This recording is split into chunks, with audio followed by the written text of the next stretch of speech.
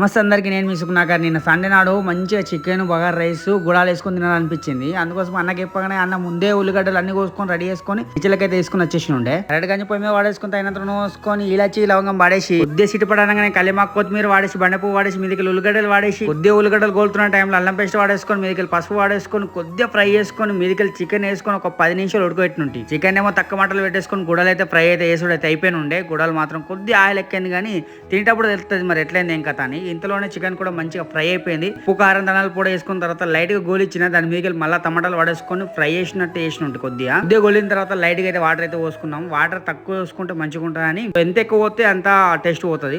దాని మీదకి వెళ్ళి కొత్తిమీర వాడేసుకొని లైట్ గా కూర అయితే టేస్ట్ చేసినట్టు. కూర మాత్రం మంచిగా అయింది. ఉప్పు కారం కూడా అన్ని ఏరిపోయినాయి. చికెన్ గుడాలు అయితే కంప్లీట్ అయిపోయింది. ఇప్పుడు బగారా రైస్ వేద్దాం అనగానే బగారా రైస్ కొద్దిగా బియ్యం అయితే పైన నానబెట్టినుండే. బగారా రైస్ ఎవరికి ఇష్టం వచ్చినట్టు వాళ్ళు చేసుకుంటారు, కానీ నేనైతే సింపుల్ గా అయితే చేసినట్టు ఒక ఉల్లిగడ్డ మిరపకాయలు కలిమాక వేసేసి బండపు తగినంత వాటర్ వారేసి దాని మీద జీరో రైస్ అయితే వాడేసి ఉంటే ఒక 5 నిమిషాలు ఉడకబెట్టుకొని దించేసుకొని వచ్చేస్తుంటే చికెన్ అండ్ బగారా రైస్ గుడాలు కూడా ఎక్సలెంట్ అయినాయి. కొద్దిగా ఆయిల్ ఎక్కనే అన్నాం కదా, సో దాంట్లో కొద్దిగా మక్కాటుకులు కూడా కలిపేసి అట్లా తినేస్తుంటాం. వేరే లెవెల్గా అయింది. కొన్ని రూమ్లలో ఐక్యమత్యం అన్నది ఉంటుంది. వారం వారం ఏదైనా స్పెషల్ చేసుకొని కలిసి మెలిసి ఒక కుటుంబం లెక్క అయితే తింటారు. సో నాకు ఈ వంట చేసినప్పుడు మాత్రం ఆ మూమెంట్ గుర్తుకొచ్చింది. ఇది బ్లాక్ ట్యాంక్ వచ్చింది. వీడియో నెక్స్ట్ వెళ్దాం.